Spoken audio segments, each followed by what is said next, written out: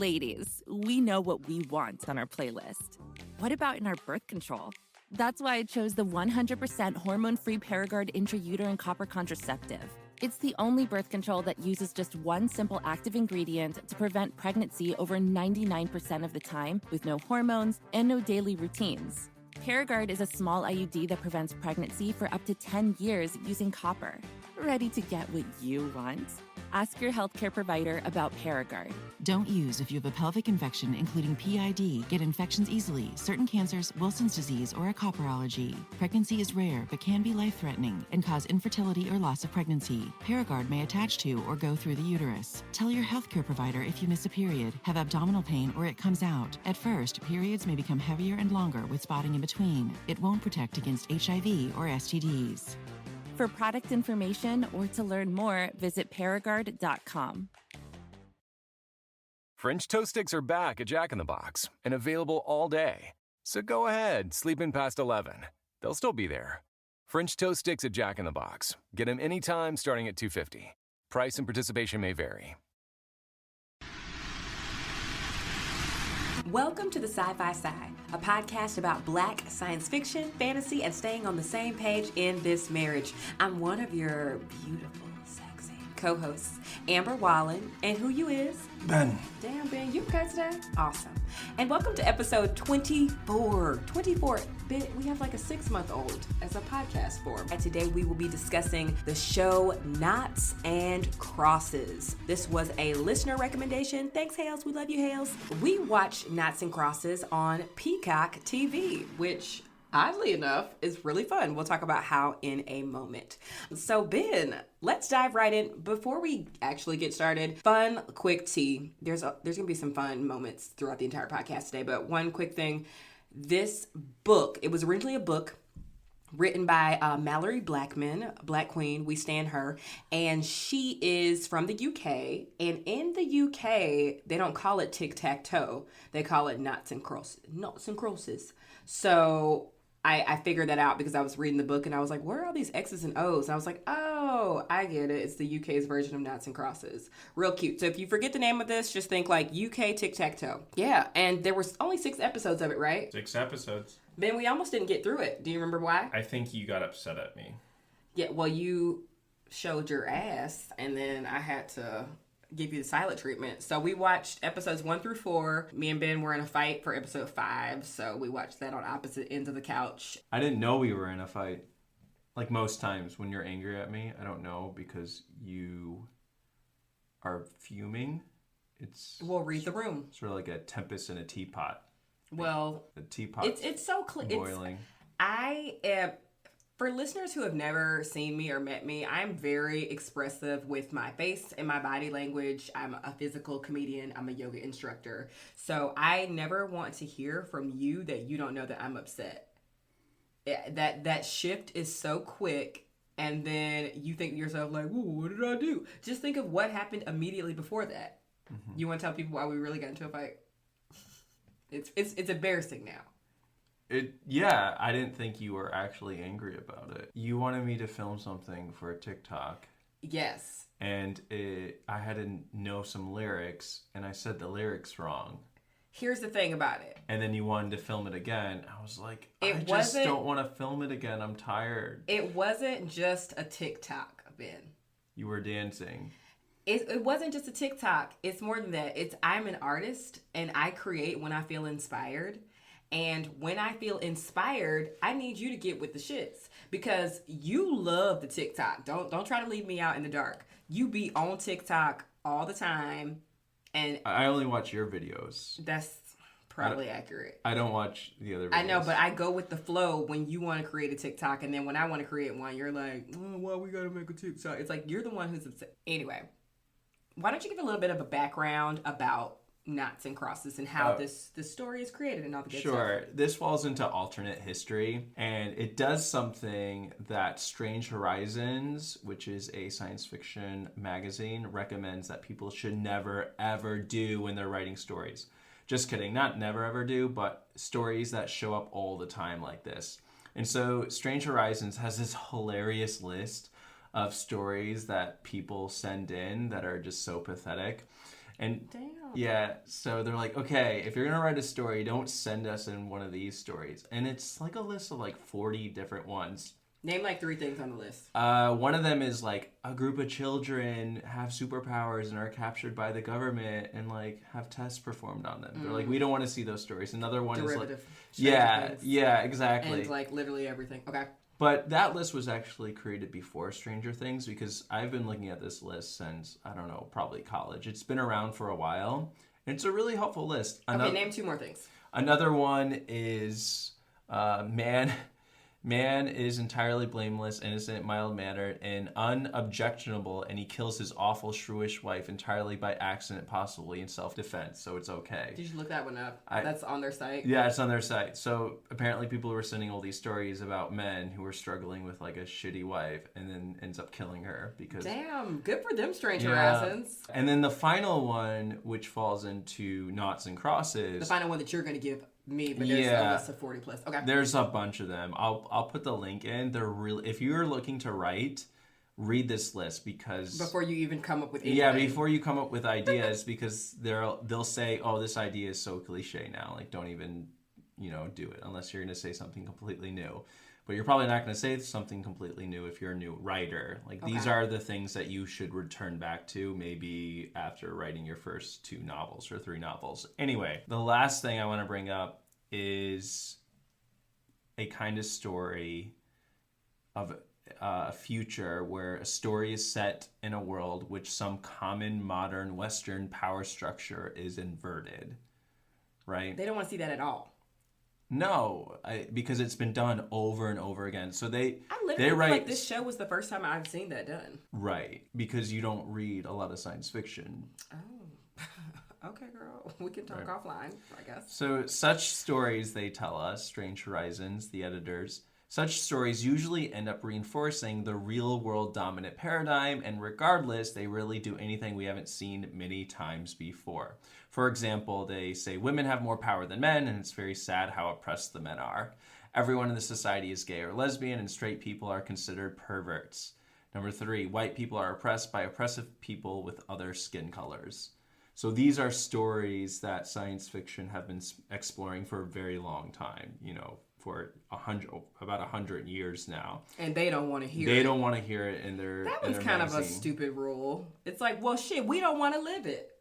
You'll be okay reading it. I think if it's well written stylistically and like well done. Well, their point is that it ends up reinforcing stereotypes, right? So it takes on this idea, if gay and lesbian people had all the power, then they would just be as awful and terrible to straight people. They're saying in the writing that they've seen, yes, that has been reinforced. Right. So now they're saying like, don't even try to write it because we've seen it.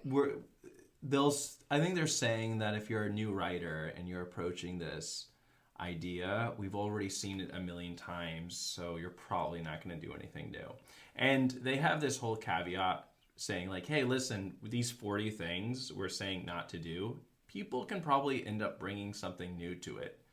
But, we've seen so many ideas, and it's pretty helpful. Well, get some new people on the board. That's all I got to say about it, because I liked this story. Did you? Well, it's, again, this story is different. Naughts and Crosses is different because it is written by a Black woman.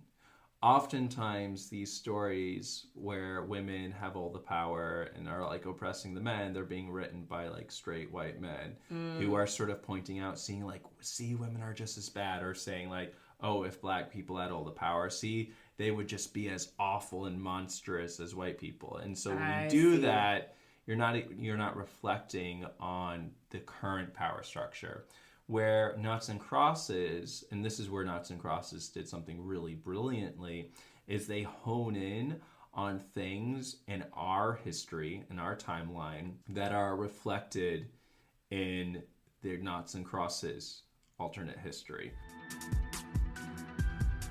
I'm going to keep the summary nice and sweet. If you have not seen or read Naughts and Crosses, it's really a story about what would happen in a world where Black people and Africans, or in this world, APRA with a P, which was, I thought, a little lazy, but whatever. What would happen if the world was colonized by Africa. We can obviously envision a world that was colonized by Europeans, because that's the reality about what happened. But it was really interesting to see all of the ways in which, like the way people wear their hair, their clothes, what rules, what groups of people were discriminated against. The black race was the dominant, superior, air quote, superior race in this story. That's basically like the general background. Well, not the superior race, the superior culture. The superior culture. Right. Yes. So I want to be careful though, because I think the reason it's called Africa has to do with the fact that, like England, who was so influenced by the Romans and the Greeks, what happens in this alternate history is that Africa ends up taking a lot of the science and culture of the Greeks and Romans, which was very colonialistic, and using that in their culture, and then using the paradigm of the Greek and Romans to then go ahead and conquer England and the other parts of Europe. Well, I was wrong. It wasn't lazy. It was so deep and obscure that we had to look it up. And it fits in really nice because the prime minister's daughters are named Persephone and Minerva, which are Greek. And Greco-Roman. Like Greco-Roman. So it's a very intentional use of Africa, which I thought was just brilliant, and cheers for Malorie Blackman for doing that groundwork for the show. Thank you, Malorie. My bad. Anyway, the listeners, you can sort of get grounded on what would the world look like if the dominant race in charge of lawmaking and systems and institutions was black and discriminating against other races. In this world, only white people. And so the dominant race in this story are known as the Crosses, and then the subordinate race in this story are known as the Naughts. So it's Naughts and Crosses. And the big piece of this, there has to be a love story. One of the Crosses, Sephi or Persephone, falls in love with a Naught, Callum. So Sephi and Callum obviously have this love situation, and it's dangerous for them. And they didn't meet by chance. We'll go into some characters later, but Callum's mom is the maid to Sephi's parent. That's right. Their relationship. They used to play together as kids, and now they're grown up, and now they're in love, and the country is at war with each other, and these tensions are rising. Now, let's get into some first impressions. What were your first impressions? Well, the world building was my favorite, and there's this point where Callum cuts his finger and Persephone reaches over to grab a Band-Aid. And Amber, when we were watching it, you're like, oh, the Band-Aid's gonna be black. And I was like, how did you know that? And it's like, well, because I know so intimately as a black person that Band-Aids are like white flesh tone. Didn't you have a story about that? Yeah. For sure. When I was a kid, one of the earliest times I cut my finger, I was like, Mom, this does not match. And she's like, yeah, I know. Like it's how it goes. Like she just probably brushed me off or whatever. But I think my mother heard me say that. And after that, we started buying Band-Aids that had like cartoon characters on them and stuff. Wow. Yeah. So she noticed in that moment that I was already noticing, like, this is not your racial puberty. Yeah. Or on one side, it was, all of our hands are like lighter on one side than the other. So it's like on one side, this is kind of matching, but this is like sticking out. Like, why is this supposed to blend? I should mention Callum is white, Persephone is black. Yes. Yes. I think you mentioned that. Well, you mentioned it as well when you were talking about that Greco-Roman influence. So it's like Persephone, Sephi, she's black. Oh, and they're everybody is freaking gorgeous. Everybody's a model. Everybody's just rich with melanin and beautiful. Well, that goes into the whole world building that I was mentioning about the names. Names have like a very significant impact in this story. And there's this like whole thing where if you're white, you change your name to an African sounding last name, and that ends up getting you a better job. And in this world, white people were enslaved by black people. Some of those names might have already existed just out of like the slave trade. Mm-hmm. The other big world building thing, well, in the book, they talk about Christmas, but here the main holiday is Midsummer because Christianity did not become part of Europe. So I thought that whole world building was really fun to think about because its paganism is the religion of all the white people instead of Christianity. And also Christianity is no longer in existence. It's almost as if Christianity had died off. It's a dead religion. But in the book, it's not like that. Yeah, it's still Christmas in the book. Yeah, so they keep it, Christian. But I like this idea of a world without Christianity, personally, because so often we can't imagine our world without Christianity. And we don't think about Christianity as a, I don't want to consequence or a system that was put in place in the way that other things are, even though it is. Does that make sense? Yeah, no, and Chebe, the Nigerian writer, he writes a lot about that, where he has this really fascinating idea that I found really depressing, but he's like, we have to deal with the fact that colonialism, yes, it was awful, but at the same time it brought us like Christianity, as if it was a thing to celebrate. And I was like, oh yeah. Colonialism is a responsibility of Christianity, and Christianity is a responsibility of colonialism. Yep. They really go hand in hand with each other. But in this world, the Africans, who are now in London, London Albion, they pray to their ancestors. That's what they do. Yeah, and that was dope. And everyone has their own shrine, and that's the dominant religion. What were some of your world building things that you noticed? I mean, I basically, wet the couch watching the show, because it's so fascinating to see what a world where Black people are not persecuted looks like. So every billboard had Black skin, and the hairstyles and the fashion, and even the police trucks, which the police obviously do the same thing in this world, but even the way the police cars are painted are just more vibrant colors and more beautiful. It's just a world ran by Black people, even though some of the same horrible colonial things were happening, was at least more stylish, right? I know that sounds like trash, but it was very look at this.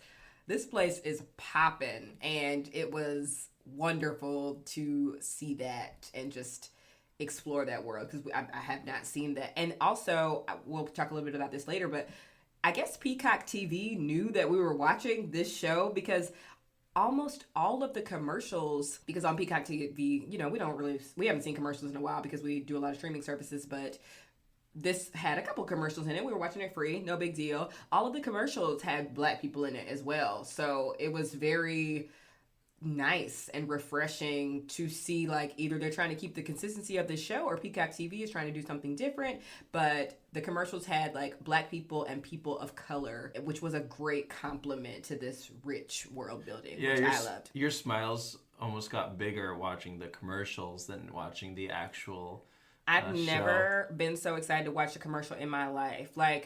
Or even lotion commercials had Black people in it, which I know so intimately that Black people, we are the primary users of lotion, Yeah. Let's just be honest. You walk around smelling like shea butter because of me. Yeah. So it's so nice to be oh yeah, we should be in these freaking lotion and Vaseline commercials. We're the primary moisturizers, because our skin is so telling when we don't moisturize. I want to say one more thing about the world building, because I think this story could have gone a couple different ways, right? It could have gone in a way in which, hey, look, if Africa were to, take over and colonize Europe, things would be so much better. There'd be less persecution and less horror, or better fashion, right? The story doesn't go that way, because I don't think it's helpful. Colonialization, no matter who's doing it, is a terrible, terrible thing, right? And we see history has many examples where you take an oppressed group of people who have been colonized or destroyed and killed, and then they switch, and now they have power. The oppressed then becomes the oppressor, right? And I'm glad that the story didn't go down that way. But what the story does is they pinpoint things like Band-Aids that are just so ridiculous and so racist in our current society. And the other thing that it made me realize is that one of the characters, Callum, ends up trying to become part of the military. The military is now open for the Naughts, the white people. And he decides to join the military to sort of change things from the inside out. And when he has to join the military, instead of like shaving his head, everyone in the military has to have like locks or braids, right? Mm-hmm.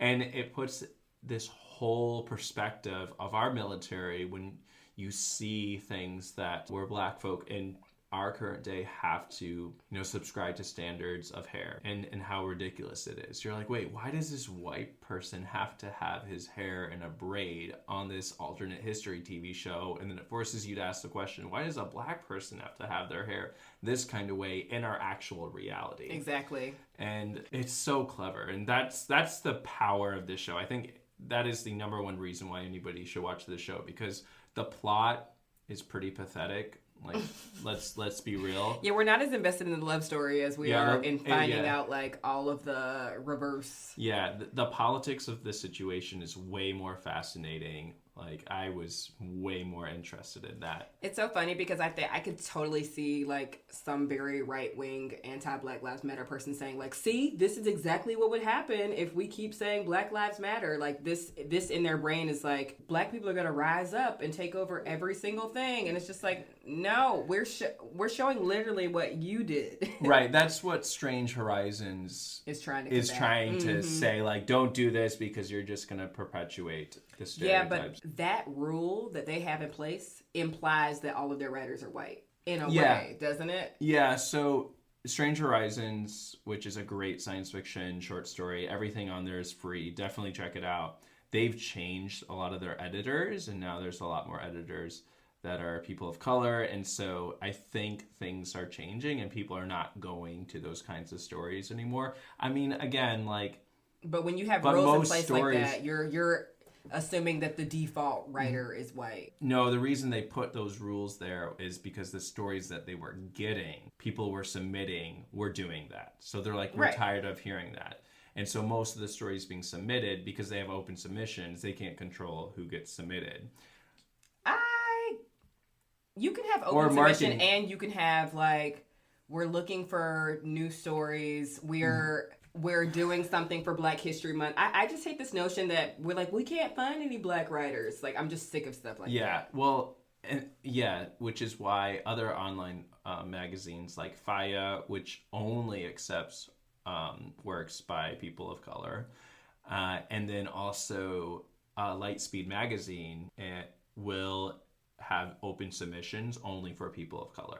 Like they'll have like BIPOC submissions only, and that for like 2 weeks they'll be like only people BIPOC. So they could easily do that. Just right, saying. And so I think this list has been there for I guess 10 years now, and I think because the editors have changed, they probably don't need that list as much anymore. I'd be curious to find out, but they're probably getting more diverse submissions, hopefully, because science fiction, at least science fiction fandom, when it comes to the people who are putting on a lot of the big,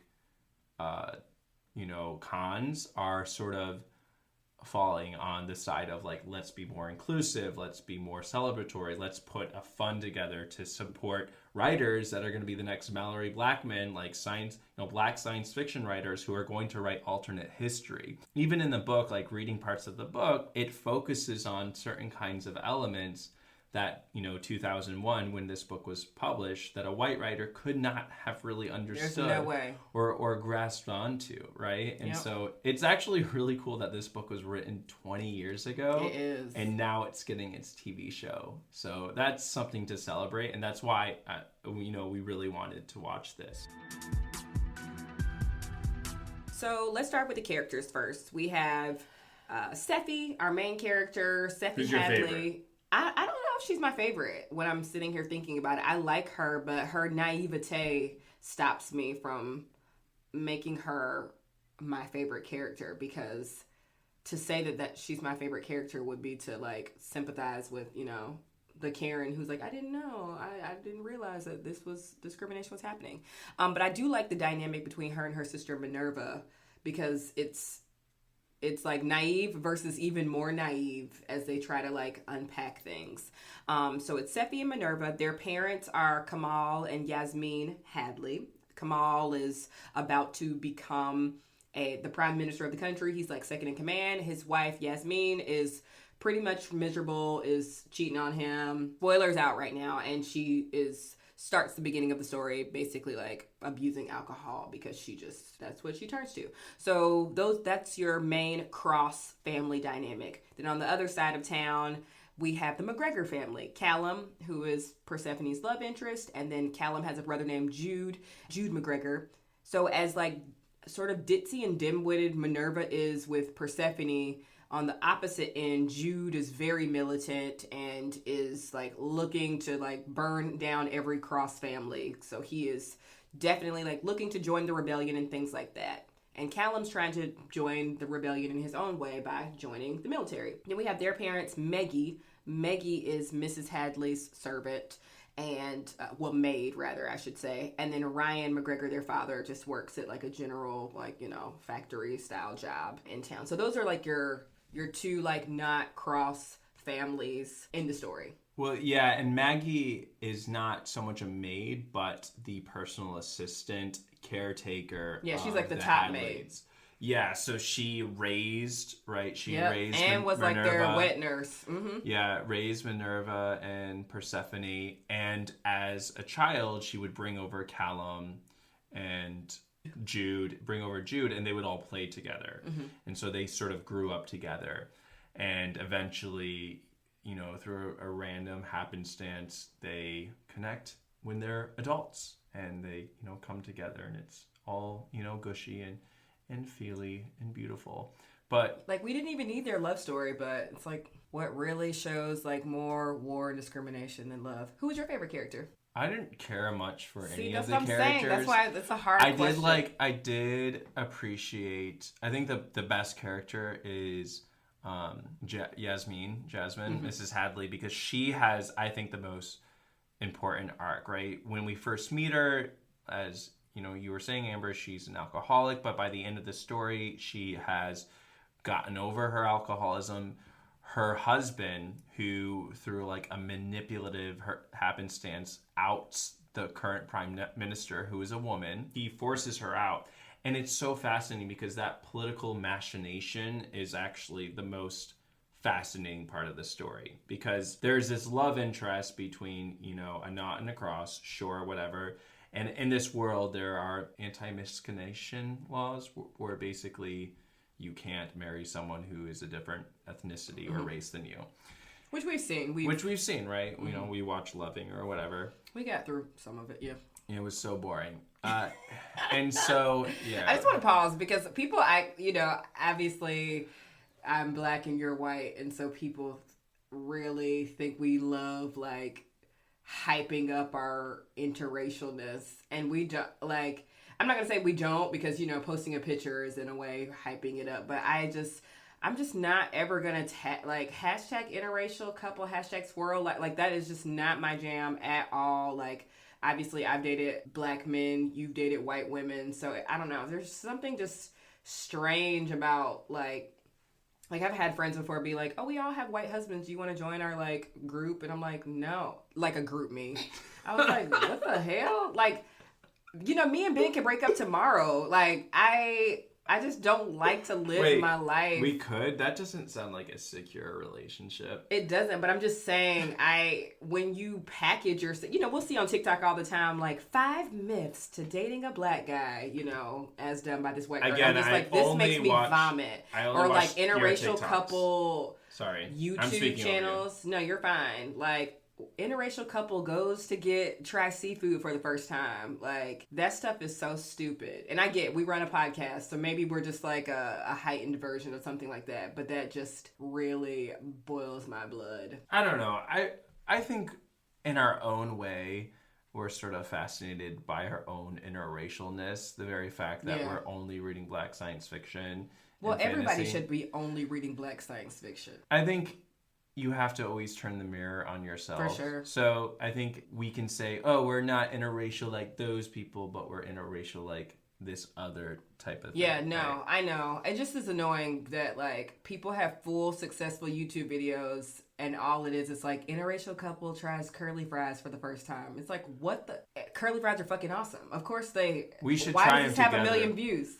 We should try them together. You haven't had curly fries before? I think things just taste differently when you're doing it with a black woman.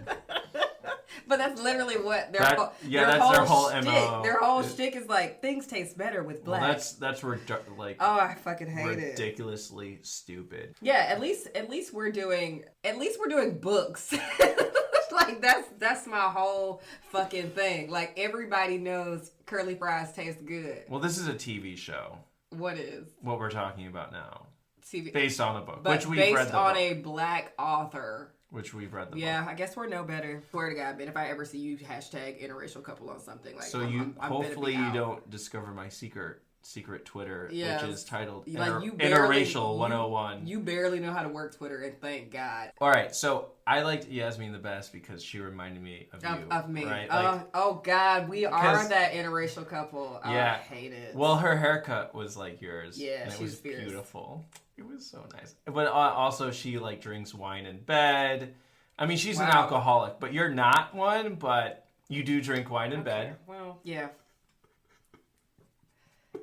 And what she also does is she doesn't take any shit from her husband. She is a strong female character. Yeah, she is, but which is very different from the book because she's taking a whole bunch of shit in the book. You don't have to read the book it's good if you would like to read the book, but just as far as you're like, if you're thinking I think about we said homework. spoilers anyway. But in the book, one of the opening scenes is that she gets punched and abused by her husband, and I'm glad that they didn't do that. Me too. We don't need to see We've that. We've seen that.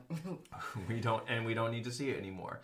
But her husband, Kamal, is awful, and he gets rid of the current prime minister. And there's just some really great stuff about the prime minister at the beginning of the book is this woman, just absolutely smart and trying to do things to bring this country together because...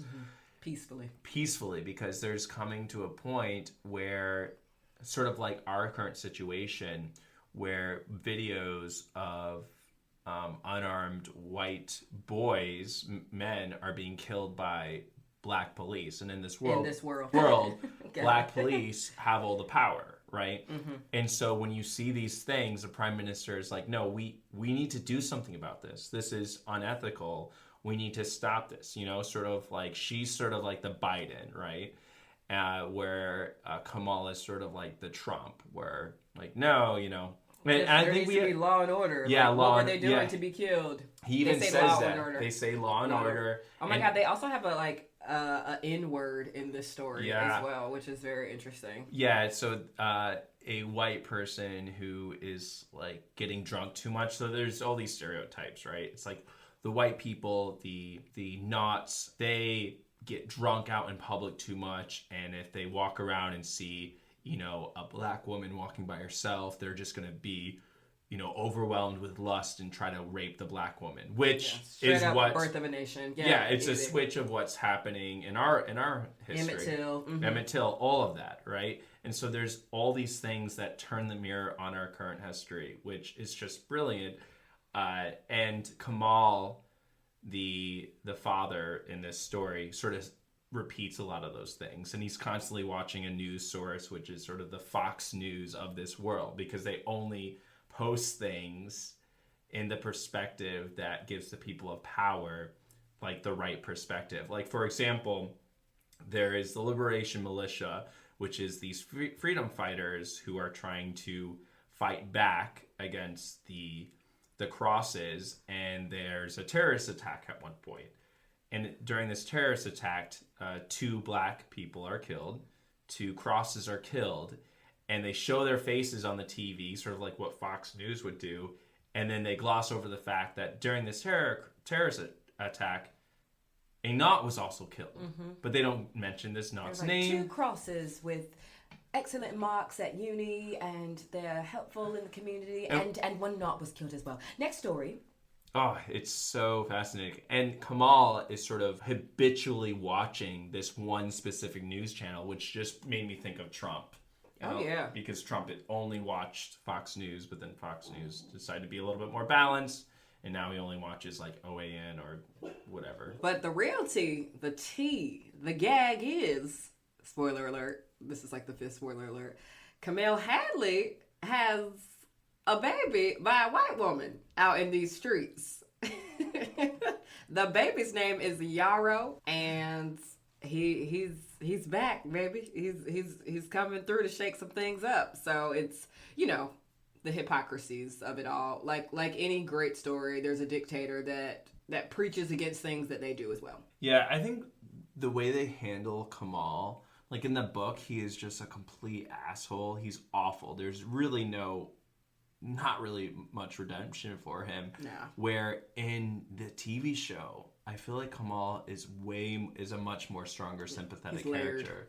He's layered. He also, again, so he is, at one point, he gets out the current prime minister and he becomes the prime minister, but he has this larger focus of taking Albion, which is part of Africa, and sort of similarly how the United States sort of pulled apart from England, he is trying to get Albion away from Africa and to become its own sovereign nation state. So there's this like brilliant like political intrigue, which I wish they dived into that, because what is happening is Albion's sort of systematic racism is looked at the rest of Africa as like, this is not a good thing to do. Like, for example, white and black people can live a more like healthier lifestyle and actually be together in Africa. If they go to the place, like if they go to, but in this state, in Albion in Europe, where, you know, African colonization, the black folk in this colonized nation state are way more violent, way more oppressive than the black folk in the rest of Africa. Because I think this is having a larger statement on colonialism, which is the main theme of this. So like getting into the themes, I think it really shows you what colonialization does to someone. Even like really caring, helpful people. Like Kamal loves his daughters, right? He pays Maggie. It's like the well-to-do white people. Yeah, he pays Maggie well, right? And he's not a villain. In the book, he is, I think, more so. But yeah, he's not a villain in the like you're evil, you have evil in your heart, but he recognizes wrongdoings and is not actively fighting against them. He's the white moderate in this situation, and when he rises to power, he's just straight up wrong, like, and discriminatory. And it takes, I guess, you know, Sephi and Callum's love to change his cold heart, but it's like, what the fuck are we supposed to do in America? Like, everybody has to be interracial for people to be like, oh, well, now that my grandbaby's gonna be black, I gotta figure my shit out. Like, that can't happen. Like, you should care for other human beings, whether they're your family member or not. Which is why it got a little, you know, very cliche when Sephi got pregnant. It's like, damn, so you would have just died had you not been pregnant with his baby? Like, you weren't worthy enough? I don't know. It just... I want to go back to this whole idea of, you know, Kamal doing terrible things or whatever. I think we have to be careful how we look at this text, right? This, either the book or the TV show, because I think the tendency is to look at it through an American, you know, civil rights context. Yeah, it's like text to world. Right, but I think that something that might be a little bit more helpful to understand is looking at it through the Israeli-Palestinian conflict, right? So the liberation militia in this case might be like Hamas or the, you know, I think looking at it through Hamas, where the liberation militia does do terrorist attacks, right? And Kamal sort of lived through that and is traumatized by these terrorist attacks and now is doing completely atrocious things in response to this past history. Because the liberation militia, which, you know, that starts in medias res, so maybe, you know, 20 years after the rise of the first liberation militia, or thinking of it as like the first intifada, there's this rise up, the Albion government puts it down. And now we're coming to a new point with social media in this world where people are now being instigated again by seeing all these violence deaths of unarmed white boys. And so the Liberation Militia has a resurgence. And Jude decides to become part of that while Callum decides to join like the police and sort of the distance. Yeah. So thinking it in what helped me to think about it is in the Israeli-Palestinian conflict, you think of it as a Palestinian who has a Israeli citizenship joining Hamas, or a Palestinian whose brother, one joins Hamas, one joins the IDF, the Israel Defense force, right? More helpful in thinking in terms of that. I know, but I just, as a black person in America, it's not going to be my go-to to think about, sadly, like Israel, Palestine. Like I know that this is like a heightened version of America, especially because like there aren't black terrorist groups, not the way that, like, there are white people that might feel like, well, the Black Panthers were one of them. It's like, no. But I think there's still some validity in me thinking about it through an American lens as a racialized person. Yeah, the culture. Like, it might have been helpful for you to think about it as Israel, Palestine, but I resonated so deeply with me. Yeah, because I think, again, it's alternate history. I think Malorie Blackman is doing both, right? And so there's this fusion of, South Africa apartheid, which is a big part of it, because there's this whole line where Kamal, after he overthrows the current prime minister, she responds to him as saying, like, you can't keep doing this. You can't keep on oppressing and pulling back the laws that I'm trying to give, the Naughts more rights. For example, the prime minister, the woman says, I'm going to reverse back anti-miscegenation laws. I'm going to make Midsummer, which is traditionally a not holiday, an international holiday, right? Yeah. It's like, I'm going to recognize this. I'm going to do these things. But that's like Juneteenth finally getting recognition. Exactly. So why is it such a leap for me to think about it? I think that comparison you said is totally... we have to be careful. I think, because it's not, Malorie Blackman is not just writing. I know, but why do I have to be careful connecting the text to my world?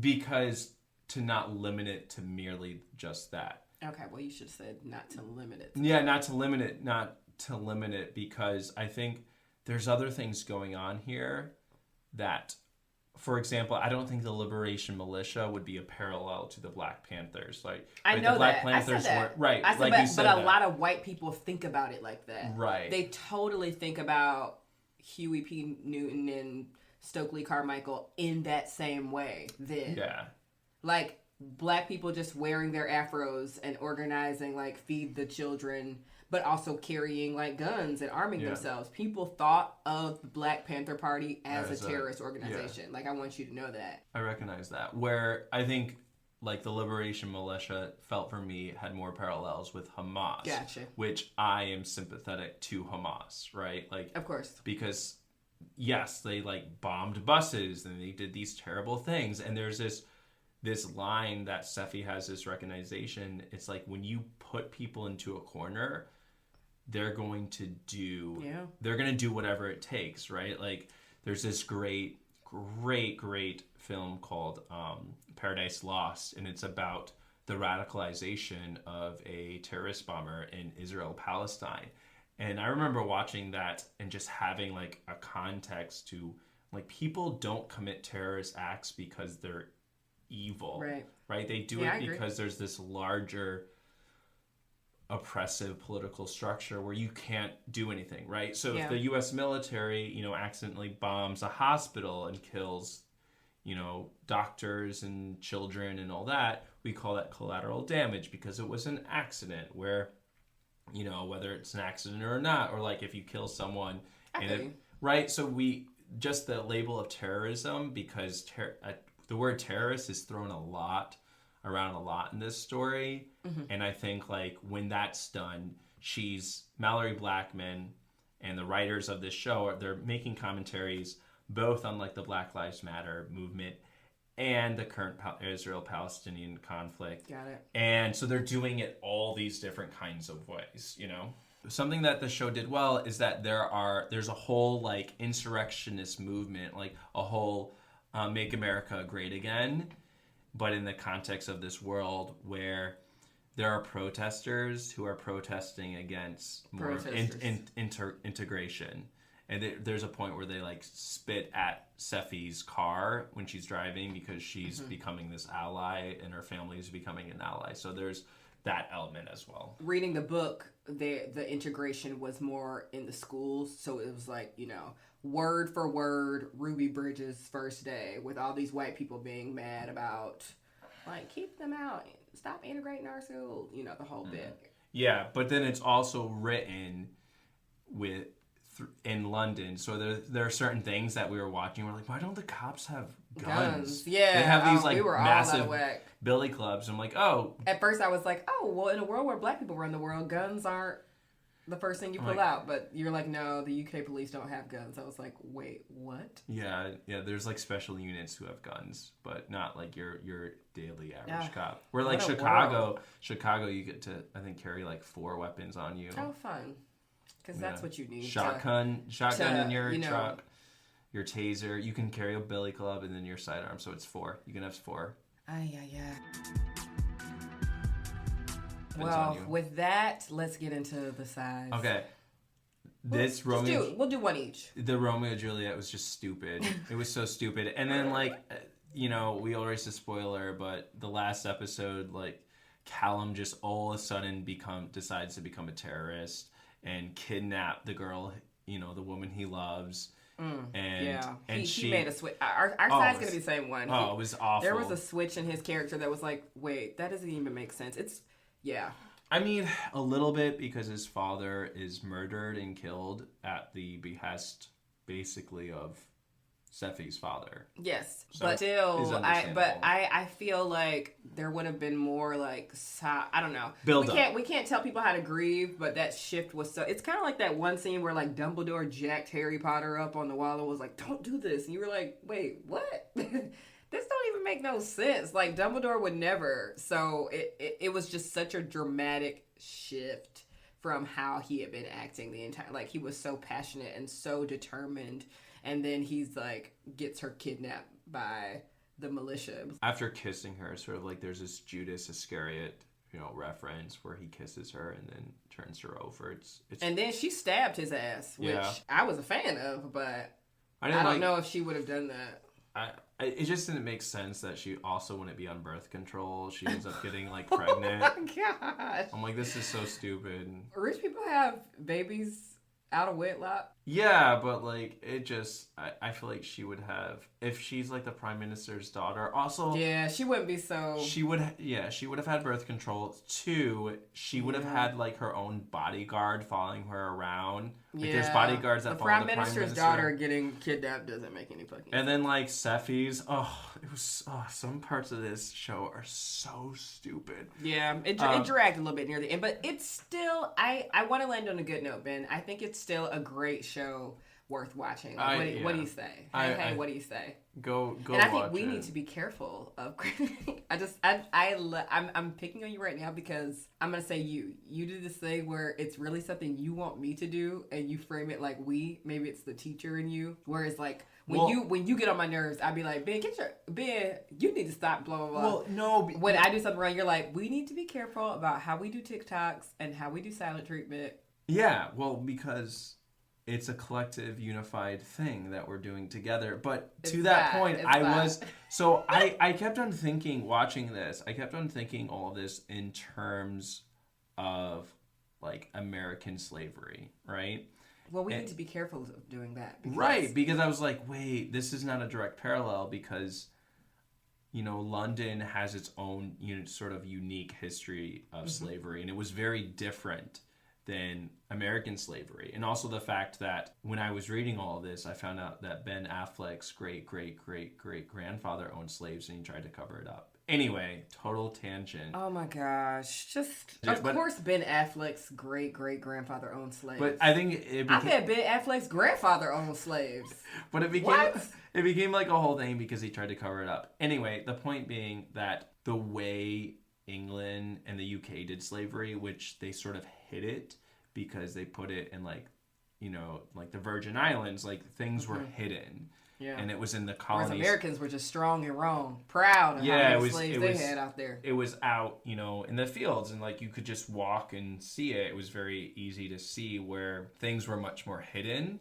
And I was like, oh, I wonder like what this says about Malorie Blackman's book and how she's sort of inverting this history, because she's inverting the history of England's narrative of slavery, not America's slavery. And what the show is doing is that they're taking Black Lives Matter movement and bringing that in because, 2001, you don't have iPhones, you don't have social media, where that plays a big part in the narrative structure here. So, yeah, I mean, sure, I have sighs or parts of it that are annoying. There's like this weird, I don't know, like narrative where Seffi's ex-boyfriend ends up like dating. Oh my god, he's a whole thing. Please watch it just so you can check out Lacan. He's fine though. But Ben, why don't you warp up the show? Yeah, it's a great show. I hope there's a season 2. It's only 6 episodes.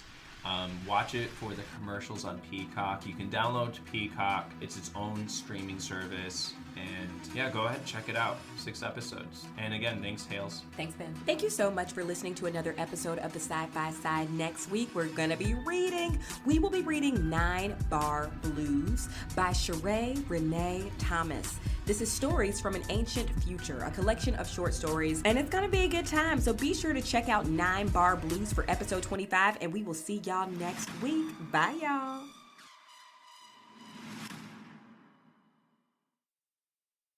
Ribeye Steakhouse burgers from Jack in the Box, made with 100% ribeye beef. With all the flavor of a juicy steak, it's like Jack in the Box just became a steakhouse, but cooler. Jack in the Box Ribeye Steakhouse burgers, made with 100% ribeye beef. Participation may vary.